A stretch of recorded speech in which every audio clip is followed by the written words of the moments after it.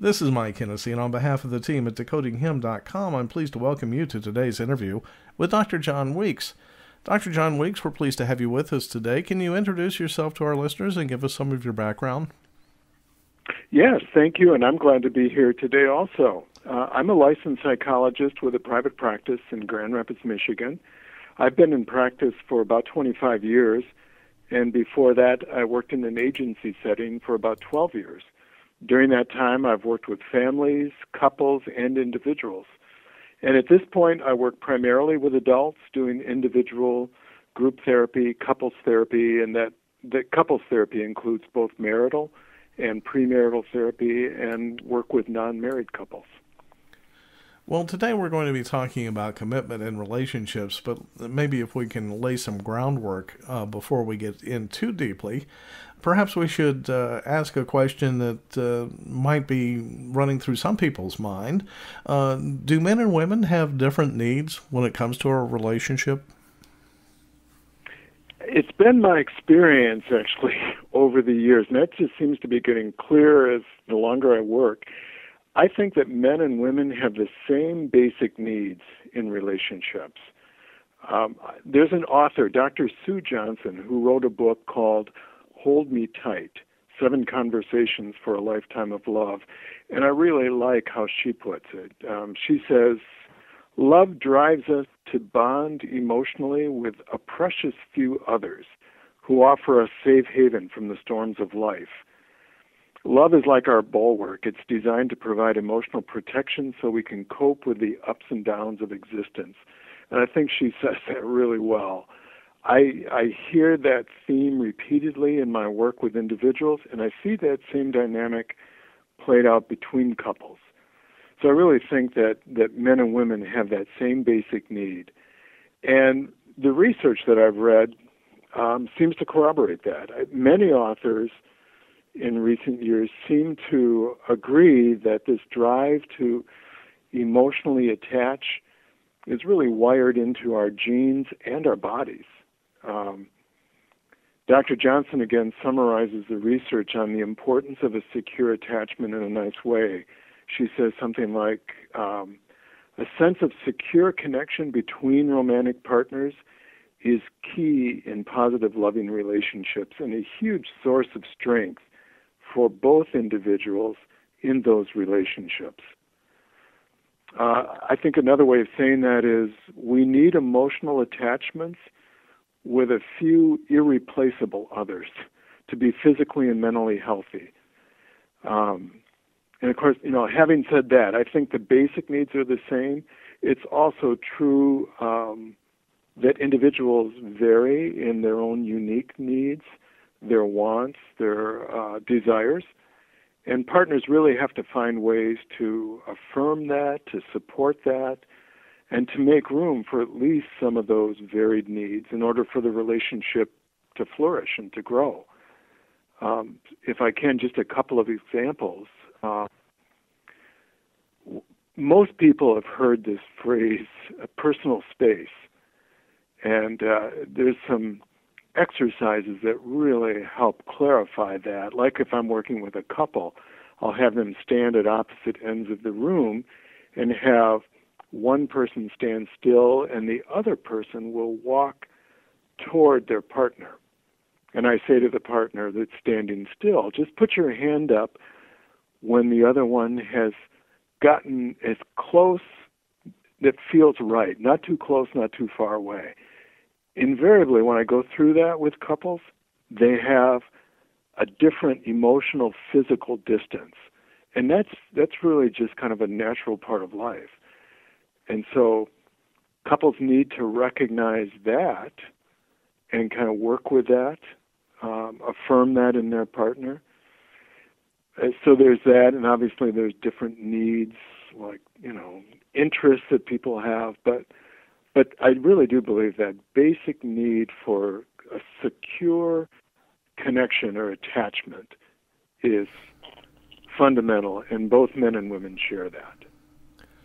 In an article you recently wrote for our website, you write that in order for men to open up and talk about their feelings, they need to feel safe. And really this kind of goes back to what you're saying, which is communicating and being able to talk properly. Can you explain why this need to be safe is so important for men, and also talk about ways women can make men feel that it's safe for them to open up and have those honest conversations? Sure. Yeah, that's a great question, and if I can, I'm going to take a little time to develop a foundation for that. As I've thought about this question, I've listened to both men and women talk about what they really want, and a few things keep coming up. So I want to highlight those first, and then I'll kind of wrap this together. But one is a deep desire to be understood. And when I ask people about that and really kind of help them get to the core of that, what they generally say is, I want the other person, I want my partner to understand how I feel. And they emphasize they want to be understood what they feel. Okay, it's fun sometimes. It's exhilarating, but it can be frightening, to exchange ideas, to have a debate. But when people talk about really feeling understood, we seem to need confirmation that the other person gets what I feel. So that's one, that desire to be understood. Second, the thing I hear often, and it's very closely related to the first, is that we want to be known. And by that I mean we want others to get to know us, what makes me me, how I'm different than or how I'm alike others, what my interests are, and all those various things. And then a third desire I hear often is that after we're known and understood, we want to be accepted for who we are. That's the critical thing. I want someone to accept me for my good parts and my bad parts, for my warts and my beauty and all that kind of stuff. And I think that men have a difficult time admitting that they want to be accepted, especially early in a relationship. That includes having our loved ones know and accept our weaknesses, as I mentioned, our wants, our insecurities, and our failures. I think men in particular have a harder time admitting that they want to be accepted. And I think that there are things that are pretty common among men that make it difficult. For one, I think boys still, even though a lot of progress has been made, I think boys are typically not taught the language of emotions as they grow up. And so they often, by the time they're teens or young adults, often feel and actually are deficient in their ability to identify and describe their emotions. They just haven't had much practice. And especially the more subtle or nuanced feelings. And so I don't mean to offend, especially parents who've really tried to teach their sons this language, but by and large with the men that I work with, they feel and they actually have a real deficiency in sometimes even knowing how to name their emotions. So that's one thing that gets in the way. Another one is that men still gain a lot of their self-esteem and their self-image from their ability to do things or to perform or to be successful, rather than knowing about their feelings and how to be successful in relationships. Men still they have a hard time transferring success at work to success in a relationship. And the third thing that struck me is that men hate to fail. Underneath that, I think, really is a fear of failing, although a lot of men don't even recognize they have that fear, or they don't admit it if they do recognize it. Most men just hate to feel inadequate. It raises the generalized feeling of, I'm not good enough. And that seems to be so prevalent in our society. So to try to put it all together, we've got these three desires: to be understood, to be known, and to be accepted. We've got men growing up still, many times, with a deficiency in knowing how to identify and communicate their feelings. And then I think it's really important to recognize this. In order to become known to another, we have to take the risk of opening up to and loving that person. That's the only way it can happen. And this always includes the risk of rejection, and even more painfully, it includes the risk of losing that loved one, either through death or divorce or the end of a relationship. And I think that men want meaningful and secure relationships just as much as women do. But I think in order to open up emotionally, they have to be vulnerable. And so men are always balancing this fear and need to protect themselves, the recognition that they have to be vulnerable to open up, and the desire to be close. And so it does get in the way of this. Well, they need safe. They need to think they're safe, and they need to feel they're safe in order to be vulnerable. Something you mentioned really kind of resonated with me and caught my ear as you were talking about the feeling of men that they don't want to feel inadequate or that they're not good enough. And this is something that I think really can apply to both sexes, because in today's media-intensive environment, boy, we sure get a lot of signals about what it takes to be good enough, don't we? I mean, it's like you got to look a certain way, you got to drive a certain car, you've got to wear a certain perfume or cologne. And is that something that maybe that you bring up with your clients occasionally and say you've got to put that kind of negative input aside and really deal with yourself? Because if we try to meet these standards that we see in magazine covers or see in commercials, we're just going to drive ourselves crazy. It is so true. That is so true. And you're right. It does. At least what I see is it affects men and women essentially the same. You know, you might remember there was a book written by Rabbi Harold Kushner. This is probably 15 years ago. It was titled, "How Good Do We Have to Be?" And it's just a little, not a real thick book, but it was translated, I think, into like 15 different languages. But it's certainly prevalent in our society, this feeling that we're not quite good enough. And yeah, it is something that I deal with all the time. It goes right to the core for people, for men and for women, to self-image, And we grow up with it, and to try to change that is a struggle. But the good news it's possible to change that. It's hard work, but it's possible. Well, it strikes me, too, that just the idea that once people recognize where this feeling might be coming from, then at least it's possible to deal with it. Because if we're dancing to unseen puppet masters, if people are pulling our strings and we don't even know it, how are we going to find a different path? That is so true. That's so true. We have to at least recognize it and admit it. And admit it without condemning ourselves.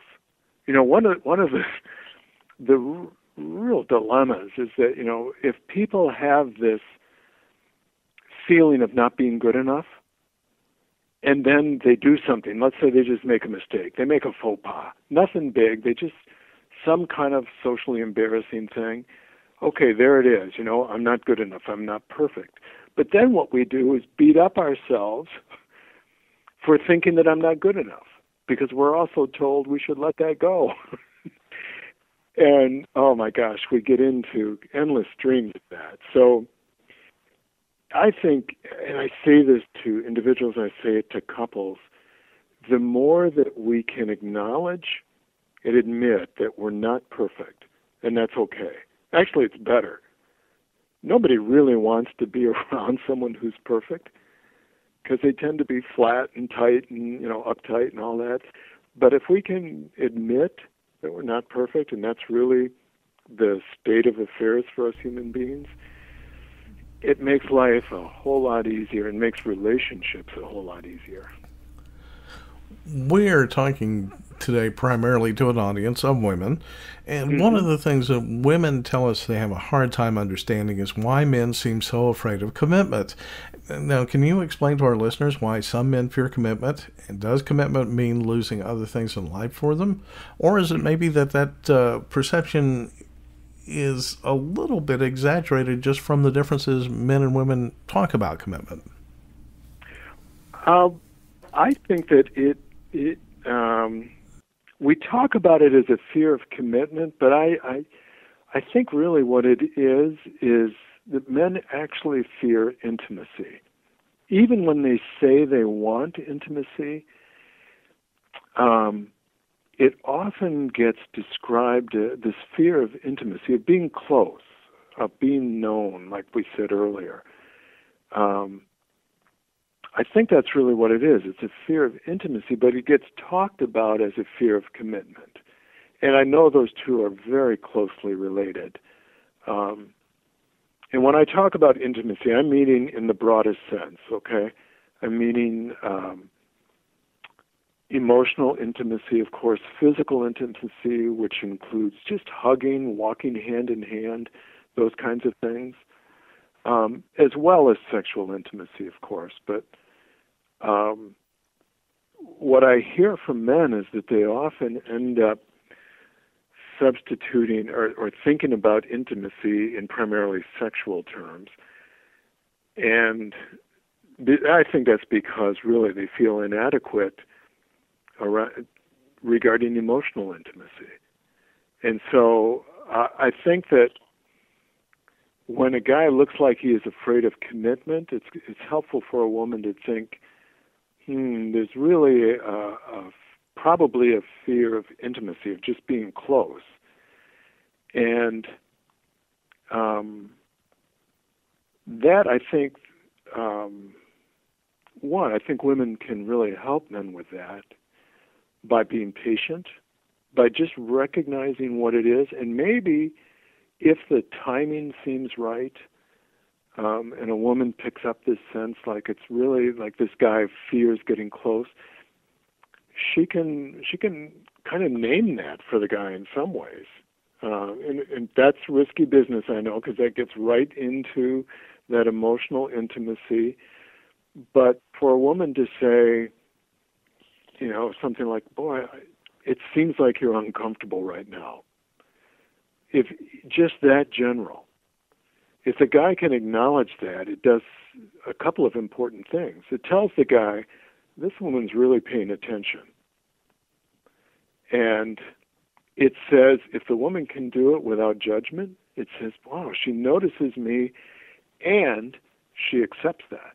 And that's that beginning of being known and understood and accepted. But that other question, if I can, I think that other part, does commitment mean losing other things in life? I think that is important too. And I think that some guys do get into thinking just that if I commit to this woman, then I'm going to lose what? I'm going to lose time with my guy friends. I'm going to lose time to do my favorite hobby. I'm going to lose time even to go visit my family of origin. And I do think that there are many men who end up feeling just like that if I commit, I'm going to lose something else, because they focus more on this. Men are taught so much to operate in a win-lose kind of environment. For those guys that start sports young during grade school, it's about winning and losing. Anyway, we do have this win-lose kind of notion in our society, and men pick that up very quickly. We're either successful or we're failures. We're first place or we're last place. Men aren't taught to think about all those places in between, because our society says they don't count. We rarely remember who got the silver medal at the Olympics. It's kind of crazy, but that is how our society operates. So men do think in those terms rather than in, what am I gaining here in this relationship? And so I think if women can be sensitive to that and just listen to guys. I mean, if If a guy opens up and says something that sounds like that, to make room for that and to recognize just because a guy feels that way doesn't mean that's the way it's going to be. So go ahead. I'm curious here because what we're talking about is a feeling of possible danger, kind of a flight or fight type of situation here. And are there ways maybe that a woman can assure a man that it's okay, that they are safe, they are not going to be harmed by speaking what's really going on with them emotionally? Just some reassuring phrase or just some way of putting it to say, it's okay. This doesn't go any further. This is between us. Exactly. That's your reply, your suggestion is an excellent one. Sometimes it's just conveying it's okay. Because what does that statement say? It says, one, I heard what you just told me. I heard you describe how you feel, and it's okay. You don't have to do anything with that feeling. You don't have to fix it. You don't have to change. It's just okay. And sometimes maybe adding, we'll get through this. If a woman just says that, we'll get through this together. That can be like music to a guy's ears, seriously. Because I often hear men say, my wife doesn't say, we'll get through this. She doesn't say, I'm in this with you. And it would really help if she would tell me that. Now, there's all kinds of reasons why a woman might not be in a spot to say that kind of thing. But if she can recognize when a guy does start to feel threatened, I think your word is right on, like there's danger here, and she can see it in his body. If she's paying attention, he might tense up. His shoulders might raise a little bit. His jaw might tense. His eyes might get a little bigger, wider, in anxiety. And if she can see it and just say, it's okay, we'll get through this, or we can talk about this now, or we can come back to it later. That's another key I often say to couples. If you get into a discussion and it feels like it's getting too intense, give each other permission to say, I just need to take a break for a few minutes, or maybe an hour, or maybe tomorrow. And, I commit that I'll come back to it, but I just need a break right now. And if couples can do that for each other, that can make a huge difference. We've kind of been discussing the type of man who might be perceived as a commitment phobe, but really isn't. Maybe there are just some issues here that keep them from really expressing a willingness to commit.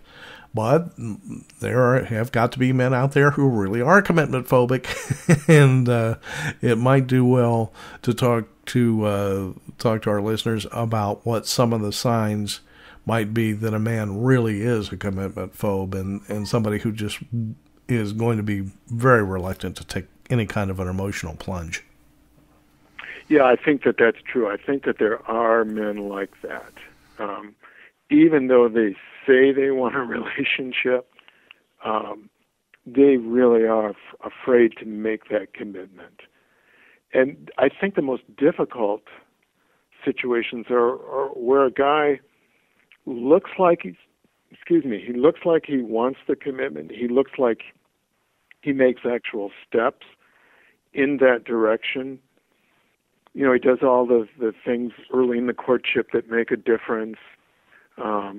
Maybe he sends letters or cards, but when it comes right down to it, he can't make that final step.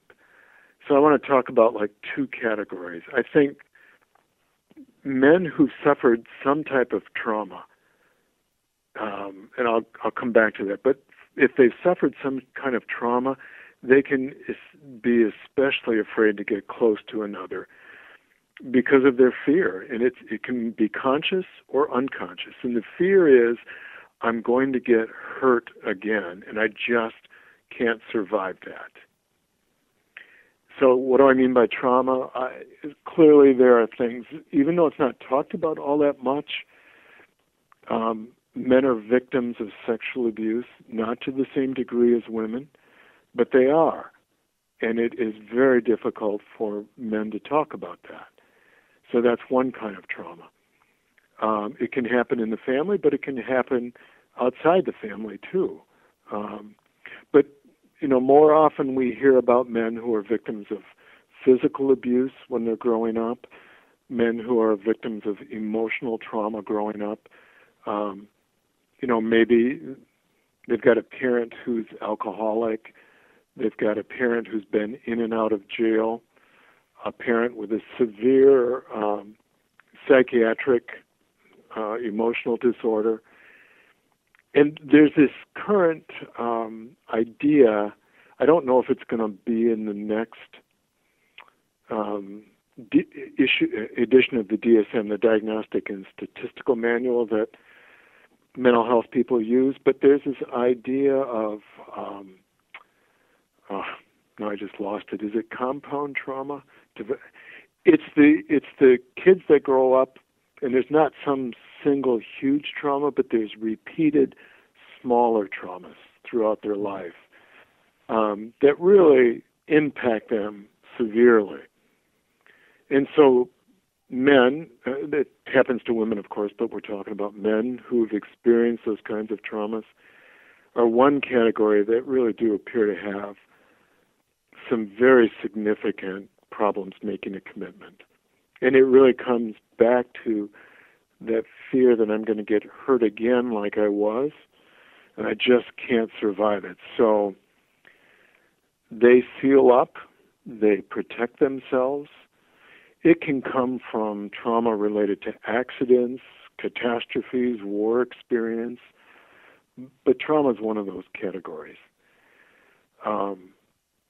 And I'll get back to signs of that in a minute. But the other category is this guy who, it's not so much he's experienced trauma, but maybe he had experiences with a parent who was too intrusive, too demanding. That thing we talked about earlier, this feeling that we have to be perfect, that we can't make mistakes. I see so many guys that are caught in that. And they're great employees because they work hard and they achieve. And they spend hours at work. And if a boss happens to hire a guy like that, I know guys who have been named Employee of the Year or Salesperson of the Year. But that working is driven at a deeper emotional level by this feeling of, I've got to prove to the world that I'm worthy. And a lot of times, if that's strong enough, that guy is not going to be able to make a commitment to a woman, even if he falls in love with her, even if he says all the right things. It's just that feeling of having to prove himself is so strong, it's very hard, in some cases impossible for him even to cut back.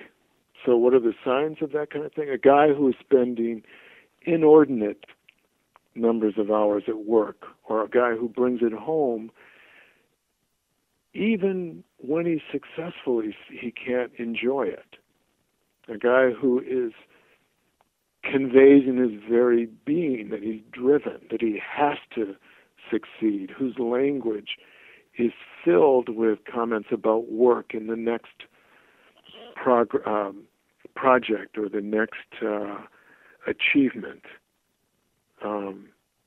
If a woman picks that up and maybe get some discussion going about how important work is to this guy, and it seems like he's having difficulty, and he's not able to recognize it, and he doesn't change that behavior, that's a pretty clear signal that there's going to be long-term problems, that she's probably not going to be able to make him change or help him change, or men and women get caught in this both, that if I'm just loving enough, if I'm just sensitive enough, if he really loves me, then he'll change. And that can be really painful for women, but in men too, to finally confront and say, that doesn't work. I can't get him to change. And it's not about him loving you less. It's about him being trapped in this culture of performance. One of the questions that we get quite often from women is that when they show too much love and too much care, it seems like they can drive men away. And is this something you address in your practice? And when you see it happening, how do you help maybe somebody to learn to pace things a little better so that again, I think it comes back to some primal instincts of pushing too hard, and you don't get the response you're looking for. You may get a fear response rather than the opposite. You get the opposite response mm-hmm. you want so often. Yes, and you mentioned a word I want to pick up on. You said something about pacing. And pacing is critical in relationships. The way I think of it, pacing really involves being sensitive to the other person and trying to tune in to where the other person is at. And a lot of times we get that just by watching. And kids are masters at this. They don't even have to be taught. It's amazing to watch video of infants, in research projects. They tune into their mothers so intently, and they react immediately to changes in the connection. It's amazing. So we have that ability, and often what happens to us as we grow up is we learn to ignore that our own perceptions, and those are usually based on nonverbal signals. Okay, like the watching a person's eyes. It's said in our language has this wonderful phrase: the eyes are the window to the soul, because the eyes don't lie. The body lies. The mouth is the most dishonest organ in the body. It just is. We tell ourselves stories, to protect our own ego, and then we go on and tell those to other people. But the eyes don't lie. And so part of the thing that I think is important is to pace by watching the nonverbal reactions of the other person. And even a little thing like if a guy is sitting forward, a guy and a woman, let's say they're sitting at a table at a coffee shop even, just having a cup of coffee. And they're talking and they're both sitting forward so they can hear themselves because it's crowded. And the woman says something and suddenly the guy backs up. I mean, that's obvious, right? It's so obvious. But if he backs up and his facial expression changes and his neck tightens up a little bit or his hands tighten, that's a combination of cues that are worth paying attention to. Something happened. Maybe if one foot is headed toward the door out from under the table. Yeah. So pacing comes back to recognizing that and saying, if something like that happens, you can say, oops, it looks like I just went too far. Let's just back up a little bit, or let's slow down a little bit. Or, at some point in the development of the relationship, the woman notices the guy react, and if there's enough of a foundation there already, she can say something like, the look on your face makes me think I might have hurt your feelings. And again, what that does, even if the guy denies it at first, what it does is tell the guy, wow, she's paying attention to me. And we like that kind of thing, even though we get anxious as men sometimes when women pay too close of attention. we get self-conscious and all that. We do like to be noticed.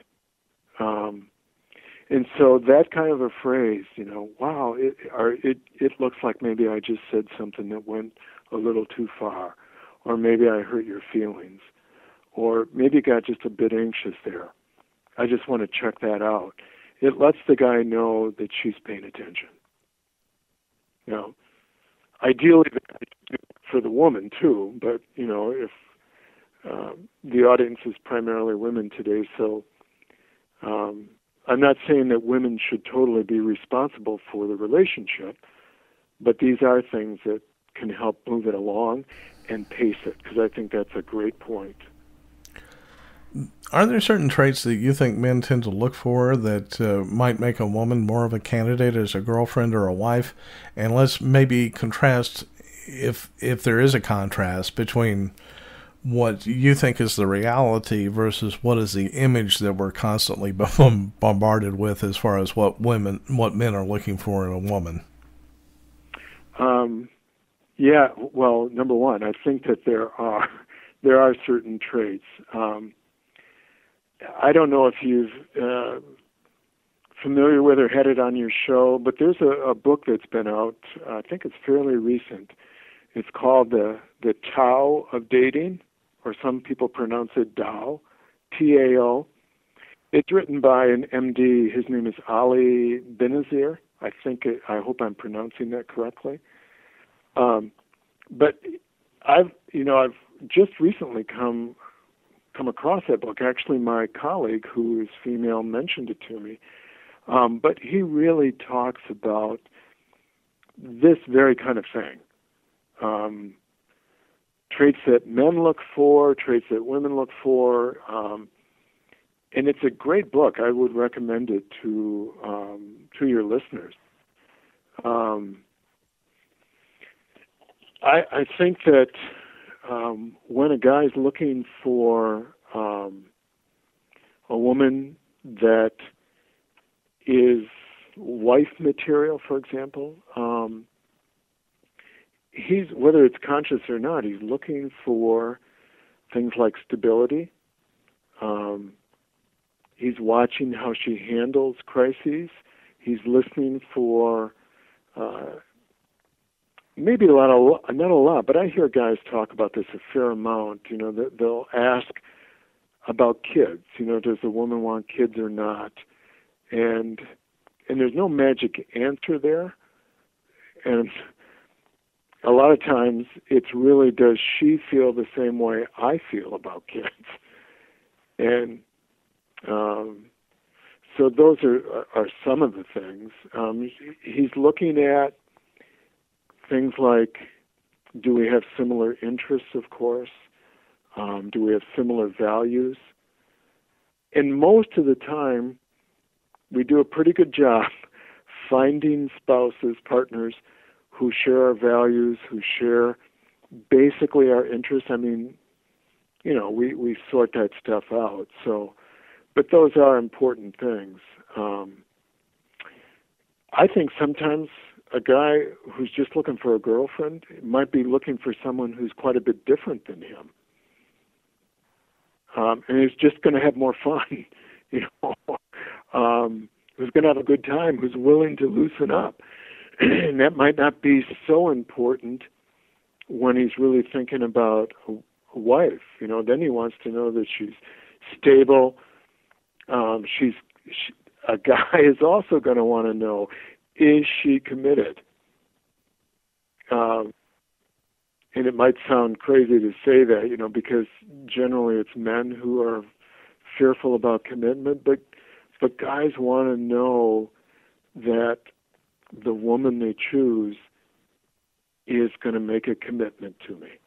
That's where we started, with that idea of attachment, that we have that same basic need. So those are a couple of thoughts. Again, I'd refer your listeners to that book, because at least the part I've read so far, he gets into a lot of specifics. Mm-hmm. Mm-hmm. Now, are there certain things that women might be doing or that they can do that might make it more difficult for a man to commit. And I think I may want to follow this up, but I'll listen to your answer here and see if you cover what I'm thinking here on this one. Go right ahead, please. Okay. I think that there are. Yeah, there definitely are. One of the things that I see in couple sessions, I hear it talked about. I hear it both in couple sessions and from men that I talk to individually. It's a complaint that goes something like this. She wants me to talk and to tell her how I feel. But when I do, especially if I tell her something about how I feel weak or down or angry, she seems to get frightened or go into a fix-it mode, telling me how I should change. And I'll come back to that because I think there's a very good reason women do that. But men conclude something like this. They say, why should I risk telling her how I feel if she's just going to criticize me or tell me I should do it differently? And it's frustrating, because relationships are always a dance of what is actually going on in reality and what our own history leads us to assume is going on beneath the surface, so to speak. So, I've worked with couples where a guy opens up like that, and maybe he talks about how insecure he feels. Something happened at work that day, or something happened between the two of them, and he starts to talk about that. And he really feels some pain about that, and so he's actually doing what he thinks the woman wants him to do. He's opening up. And then the woman responds in a way that tells him, something that can be very helpful, but it's along the lines of, well, you could do this to kind of fix it. And the guy gets the impression, oops, I just got missed. But I think a lot of times what women are doing is, I hear women say this, I love him so much, I don't want to see him hurt. And so they rush too quickly to comfort, or they rush too quickly to make a suggestion to help him deal with the hurt. And it's motivated both by love, I don't want my guy to hurt, but it might also be motivated by that woman's discomfort with pain. And so what happens is that the guy feels like there's not very much room in this relationship for my feelings. Even though she says she wants it, there really isn't very much room if I reveal that I feel weak or inadequate or some of those unacceptable kind of feelings to guys. So that's one thing that I think can make it difficult for men to commit. There's another thing that I'm thinking too. You spoke in terms of a very specific type of situation, and I'm thinking maybe in a little broader context here, where I'm reminded of an old country song where the guy's singing about, my wife said I could give up fishing or her, and boy, I'm going to miss her. And I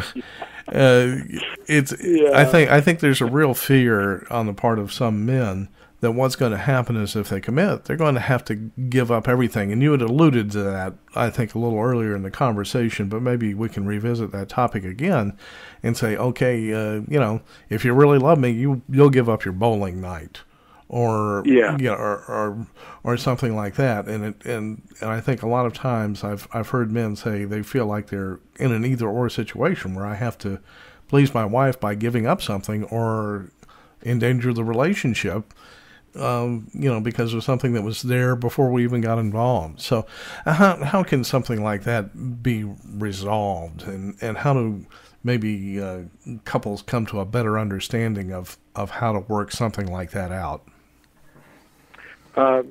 Yeah, that's a good point. I think that does happen. I see that sometimes with couples that come in, for sessions, marital sessions, and it is that what brings couples to that ultimatum. I think that what happens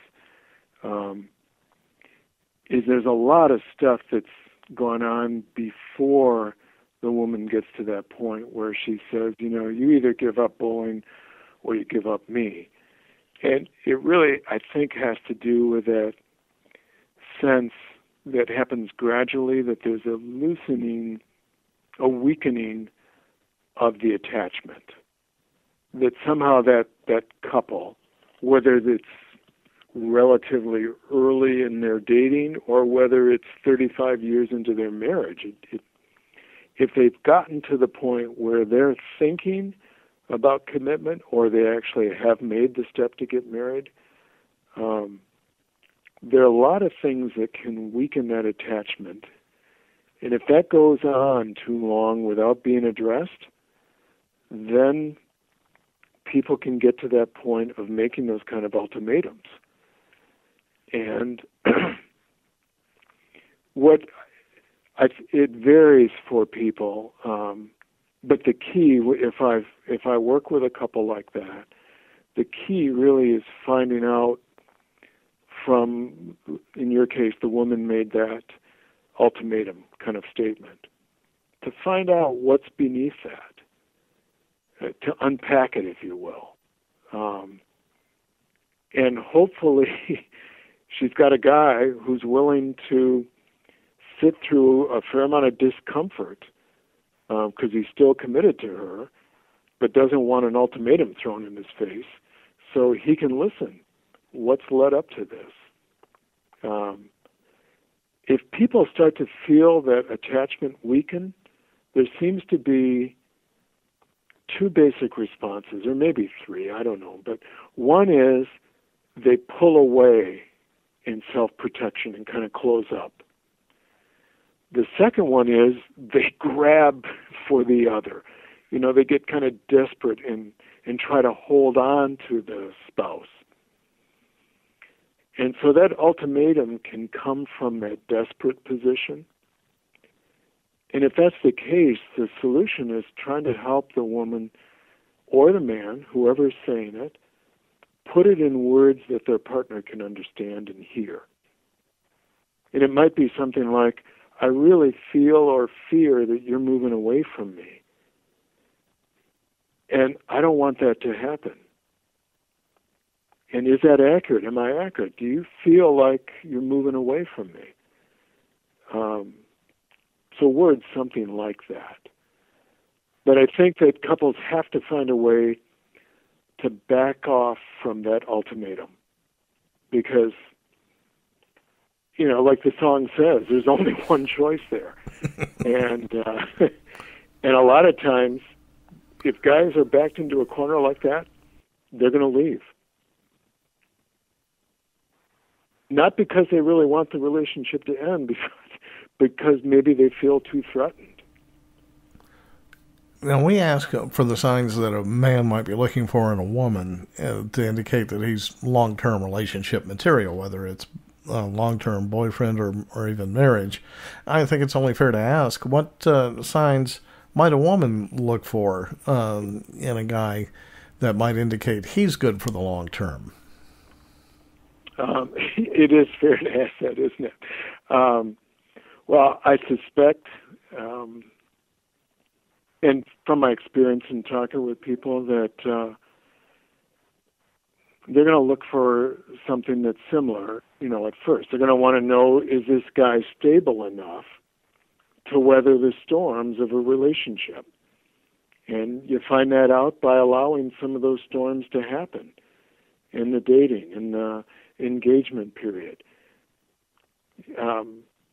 People have different values, of course, and different opinions about living together, but I'm not going to get into that. But I think one of the things that happen, I hope at least, is that a couple that lives together finds out, can they weather the storms? I remember a long time ago working with a couple This is an older couple, both divorced.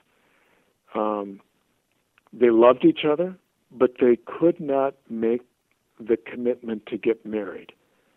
And I ended up working with them as a couple for a year or two. Then I worked with a guy individually in therapy for a long time. And finally he got to the point where his fears were resolved enough that he asked her to marry him. And so after living together, I don't even remember how long, maybe 10 or 15 years, they finally got married, and it was wonderful. And sometimes it just takes a long time. But really, I think what women are looking for is this guy stable enough to weather the storms of a relationship?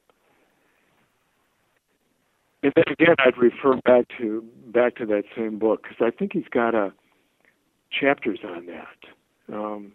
Understanding men, understanding yourself. And a big thing for women is answering the question, what do they really want? What do they want in a relationship? And one of those questions really gets to, do they feel like they deserve a good relationship? And so I think both men and women, but we're talking about women now, they have to wrestle with that idea and then look for a guy that's going to affirm them. A guy who's willing to say, I support you in becoming your own person. So those are some thoughts on that. And we're, as I thought might happen, we're really running down the home stretch here, and we only have time for one, maybe two questions. We'll see. But here's one that is a recurring theme from our women subscribers. And they say they constantly are running into this, where women feel like they found Mr. Right, and then all of a sudden he just either pulls away and starts acting distant and cold, or just flat out disappears. Now, I would say, just from my standpoint, if a guy disappears, that probably tells you everything you need to know. But but at the same time, to be, not to make light of what can be a very heartbreaking situation, the other situation that might be even more difficult to deal with is someone who seems to be willing to make the commitment and then all of a sudden starts acting distant and cold and changing the very foundation of the relationship. What's going on when that happens, do you think? And what should a woman do if they find themselves in that situation? Well, that is, I think, the one that's more difficult. If the guy disappears, the woman's got to deal with her heartbreak, but she's also got to face the reality. Chances are this guy's not going to make a commitment. Even if it seems she believes he's Mr. Right, something underneath, there's a chink in the character that says this guy just isn't going to do it. And it's better than to just end it and deal with the grief or whatever there has to be. But the guy who looks really good and he's talking commitment, I kind of alluded to that one earlier in the relationship. And then he gets cold feet. It may be the guy who's spending too much time at work. It may just be the guy who does fine with a certain amount of closeness. Remember, I talked about personal space. But when it goes beyond that comfort zone, then he starts to really get frightened on the inside. But rather than just saying that and talking about it, he clams up. And so if that's the case, I think, again, if a woman sees that and it's the mixed signals that get so confusing. He says he wants to be in a relationship, but he closes up. If she sees that and again can name it for what it is, this seems to be going on without accusing, without saying it, with absolute certainty, you're doing this or you're doing that. But if she can say it with owning her own feelings, I feel like you're getting cold, or I feel like you're pulling away, and I don't understand it.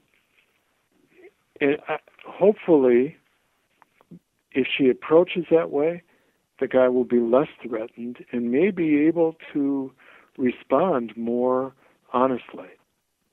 But if she tries that a number of times, like knocks on the door and he just doesn't open, there's probably some more significant problem he's dealing with. Maybe trauma that hasn't come out. You can only knock on the door so many times where it doesn't get answered, and at some point, out of self-respect, you have to stop knocking. And that's a hard decision, especially if you've really gotten deeply involved with somebody. But I've seen the consequences when the woman doesn't do that and she keeps trying to make it happen, even when the indicators say it's not going to. There are so many more things that we could talk about today, and perhaps we'll have a chance to revisit some of these topics in the future. But as a way of giving you the last word, you've mentioned some books, some terrific ones, some that I'm familiar with. But books or resources that you think might be helpful for women in bettering their relationships. Yeah, the one that I mentioned, I just want to say it again. I said it kind of in passing, but the title is Hold Me Tight, 7 Conversations for a Lifetime of Love, written by Dr. Sue Johnson. I find that an excellent book. It's got exercises in it. The other one that for women who are dating, and really, or older adults who've been divorced or maybe their spouse has died and they're back into the dating scene, that can be very anxiety-provoking. Even there, just reading that book, The Tao of Dating, can give you some ideas, basic do's and don'ts. My wife and I went to a conference in Santa Fe last week. On the plane, I'm just reading the airline magazine, and there's an ad for a dating service, and they had a couple of tips. Tip number 1, is put away your cell phone, put away your laptop, put away all the electronics and pay attention to the person across from you. So sometimes it's helpful just to reread those tips and get an update on that. So those 2 books, I think, are excellent. And there are others, and both of these authors will reference a lot of books that also would be good too. So those are 2 I'd suggest. Dr. John Weiks, it's been a pleasure to speak to you today, and we thank you so much for joining us. Well, thank you. It's been a pleasure for me, too. This is Mike Hennessy, and on behalf of the team at decodinghim.com, I would like to thank you for listening and wish you the very best in your relationships. To listen to other interviews from our experts, please visit decodinghim.com.